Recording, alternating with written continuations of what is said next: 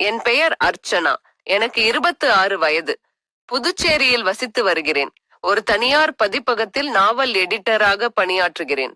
என் காதலன் ரவியை நான் முதல் முறையாக ஒரு புத்தக வெளியீட்டு விழாவில் சந்தித்தேன். அந்த நாள் ஒரு சாதாரண நாளாகத் தொடங்கியது. ஆனால் அந்த ஒரே நாள் என் வாழ்க்கையை முழுமையாக மாற்றிவிட்டது. அந்த விழாவிற்கு ஒரு பேச்சாளராக ரவி வந்திருந்தான். நானும் என் நண்பர்களுடன் அங்கே சென்றிருந்தேன். ரவி பேசிய ஒவ்வொரு வார்த்தையும் ஆழமாகவும் வலியுடன் சொன்னது போல உணர்ந்தேன். அவன் பேச்சு முடிந்ததும் என் பக்கம் நடந்து வந்தான். நீங்கள் அர்ச்சனா தானே? நீங்கள் எழுதிய கட்டுரை நான் ஓரிரு வாரங்களுக்கு முன்னால் படித்தேன். அதில் இருக்கிற உணர்வு ரொம்ப நெஞ்சை தொடும் மாதிரி இருந்தது. அது என்னை மிகவும் பாதிச்சது.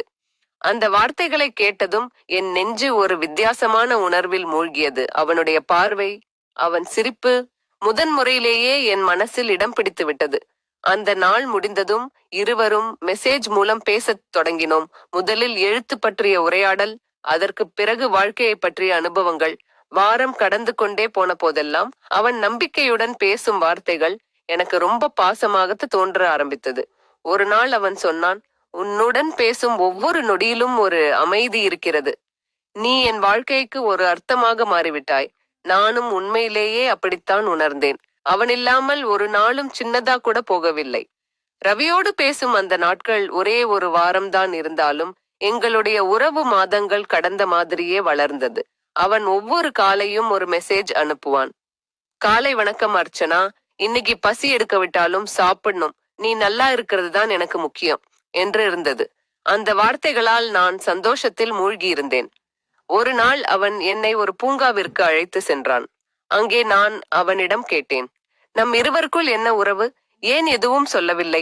அவன் சிரித்துச் சொன்னான், நம் இருவருக்கும் காதல் மாதிரி நல்ல விஷயம். நாம் தான் சொன்னால் அழகாக இருக்கும். நீ ஒத்துக்கிறியா என்றான்.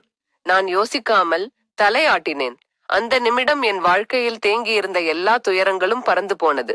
அவன் அக்கறை, அவன் கவனம், அவையெல்லாம் உண்மையான காதலுக்கே உரியது. ஆனா ஒரு நாள் ரவி ஒரு வாரம் முழுவதும் ஒரு மெசேஜ் கூட செய்யவில்லை, அழைக்கவில்லை.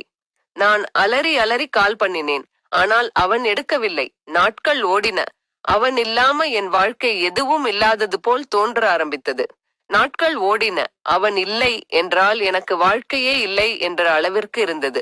ஏன், என்னாச்சு? அவனுக்கு என்ன பிரச்சனை? இல்லையா, நாம கேட்க கூடாத ஏதோ ஒரு உண்மை இருக்கிறதா? அவனுடைய அமைதியில் ஒரு ரகசியம் இருந்தது. அதை நான் புரிந்து கொள்ள வேண்டிய நேரம் வந்துவிட்டது. ரவியின் அந்த மௌனம் எனக்கு அமைதியை கொடுக்கவே இல்லை. நான் அவனோட நண்பன் குணாவை தொடர்பு கொண்டேன். ரவிக்கு என்னாச்சு? நீங்கள் தான் சொல்லணும் என்ற அழுகையோடு கேட்டேன். அவனுடைய குரல் எவ்வித தயக்கமும் இல்லாமல் சொன்னது, அர்ச்சனா, ரவி இப்போ ஹைதராபாத்ல இருக்கிறான். அவனுடைய அப்பா மருத்துவமனையில இருக்கிறாரு. அவருக்கு கேன்சர். அந்த வார்த்தைகள் கேட்ட நேரத்துல என் காதுகள் அடைந்து போன மாதிரி ஆகிவிட்டது. அவனை என்னிடம் சொல்லாமல் இருந்ததுதான் ஒரு கோபம். அதே நேரத்தில் அவன் குடும்பத்துக்காக போராடும் அவனை பார்த்ததும் மேலும் மரியாதை அதிகரித்தது. அந்த இரண்டும் என்னுடைய காதலுக்கு இன்னொரு படிநிலையை சேர்த்து வைத்தது. 2 நாளில் நான் ஹைதராபாத்தில் இருந்தேன். அவன் என்னை பார்த்தவுடன் அவன் கண்களில் ஒரு விதமான பயம் தெரிந்தது. அர்ச்சனா, நீ இங்கே எப்படி வந்தாய் என்று கேட்டான். நான் அவன் கையை பிடித்தேன். உன் வாழ்க்கையில நான் இருக்கக்கூடாதுன்னு யாராவது சொன்னாங்களா? நான் காதலிக்கிறேன், உன்னையே மட்டும் இல்லை, உன் சிரிப்பையும் உன் வேதனையையும் கூட. அவன் என்னை பார்ப்பது மாறிவிட்டது. அந்த பார்வையில் காதலுடன் நம்பிக்கையும் கலந்து இருந்தது. அந்த ஹாஸ்பிட்டல் வாசனையில கூட நாங்கள் ஆசையோட சிரிச்சோம். அவன் அம்மாவுக்கு நான் தோழியா இருந்தேன், மருமகளாவேன். அந்த வீட்டுல நான் என்னவாக இருந்தாலும் ரவி கிட்ட நான் எப்போதும் காதலியே. ஆனா ஒரு நாள் அவன் அம்மா என்னை தனியாக பார்க்க வந்தார்கள்.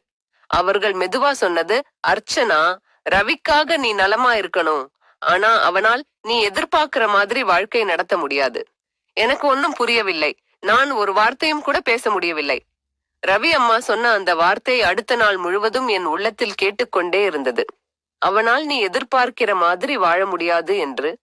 அந்த வார்த்தையில் இருந்த ஒரு அர்த்தம் ரவிக்கு என்னவோ இருக்குமோ? அடுத்த நாள் ரவி என்னிடம் பேசாமலே அலைந்து கொண்டிருந்தான். நான் அவனிடம் நேராக கேட்டேன், ரவி, நீ என்னிடம் என்ன மறைக்கிறாய் என்று. அவன் மெதுவாக தலையை கீழே ஆட்டியவாறு சொன்னான், அர்ச்சனா, நானே உன்னிடம் சொல்ல வேண்டும் என்று நினைத்தேன். ஆனால் என்னால் சொல்ல முடியவில்லை. அர்ச்சனா, எனக்கு கிட்னி ஃபெயிலியர் ஆகிவிட்டது. இரண்டும் செயலிழந்து விட்டது. தினமும் டயலைஸ் தான் என்று டாக்டர் சொல்வதை பார்த்தால் நிறைய நாட்கள் என்னிடம் இல்லை. அந்த நிமிடம் என் கால்கள் நிலை தெரியாமல் நடுங்கி போய்விட்டது. என்னால் சத்தமாக கூட அழ முடியாத நிலை. அவன் கையை மட்டும்தான் இறுக்கமா பிடிச்சேன். அவன் என் முகம் பார்க்காமல் சொன்னான், அர்ச்சனா, நீ இவ்வளவு அழகா இருக்க. நல்ல மனம் உடையவள். நீ ஒரு நல்ல வாழ்க்கையை வாழணும். என்கிட்ட நீ கஷ்டப்பட்டுடக் கூடாது. நான் அவன் கண்ணை பார்த்தேன். மெல்லிய குரலில் கேட்டேன், நீ காதலிச்சப்பவே என்கிட்ட ஒரு வாக்கு கேட்டே. நீ இருந்தா போதும்னு. இப்போ நீயே என்னை விட்டு போகிறன்னு. அவனோட கண்களால் ஒரு வார்த்தையும் சொல்ல முடியவில்லை. நாங்க இருவரும் மௌனத்திலேயே அழுதுகிட்டே இருந்தோம். ரவியோட கடைசி வாரம் நான் அவன் மடியில தலைய வச்சிருந்தேன். அவன் என் கையை மெல்ல பிடிச்சு அவனோட கடைசி வார்த்தைகள், உன்னை நானும் காதலிச்சேன் அர்ச்சனா. ஆனா வாழ்க்கை என்கிட்ட போய் ஆசை காட்டி திரும்பி வாங்கி விட்டது. அந்த வாரம் அவன் டயாலிசிஸுக்கு போற நேரத்துல கூட என்னை பார்த்து சிரிக்க முயற்சி பண்ணுவான். ஆனா அந்த சிரிப்புக்குள்ள பதுங்கி இருக்கிற துக்கம் தெரியும். அவன் கடைசி நாள் அவன் சுவர்ல எழுதி வச்சிருந்த ஒரு குறிப்பு, அதை கண்ட நிமிஷமே என் கண்கள் கலங்கின.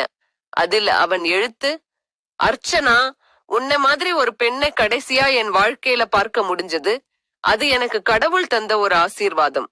நான் அந்த கடிதத்தை வாங்கி என் நெஞ்சில வச்சுக்கிட்டேன். அவன் என் கையை இறுதி நேரம் பிடிச்சதும், அவன் கண்கள் என்னை பார்க்காமல் மூடியதும் என் மனம் உடைந்து போய்விட்டது. அவன் போனதுக்கு பிறகு என் கண்ணீரோட சேர்ந்து ஒரு உறுதியும் என் நெஞ்சில எழுந்துச்சு. இன்றைக்கு அவன் பேர்ல ஒரு சிறிய நூலகம் நடத்துகிறேன். அவங்க அப்பாவும் அம்மாவும் அந்த இடத்துல இருக்கிற பசங்களுக்கு புத்தகம் கொடுக்கறாங்க. அவன் படம் சுவர்ல இருக்குது. அந்த படத்துக்கு கீழே ஒரு வார்த்தை மட்டும், நம்மை நேசிச்சவர்கள் நம்முடன் இல்லைன்னாலும் நம்முள் உண்மையா வாழ்ந்துகிட்டு தான் இருப்பாங்க. அதுதான் என் காதல். அதுதான் ரவி. அதுதான் என் கதை. இன்னும் நான் அவனை காதலிக்கிறேன். ஒவ்வொரு புன்னகையிலும் ஒவ்வொரு நிமிஷத்திலும் இன்னும் என் உள்ளத்துல உயிரோட வாழ்றான். இந்த வீடியோ உங்களுக்கு பிடிச்சிருந்தா லைக் பண்ணுங்க, ஷேர் பண்ணுங்க. இது போன்ற வீடியோக்கள் மூலம் நம்ம பயணத்தை தொடர நம்ம சேனலை சப்ஸ்கிரைப் பண்ணுங்க.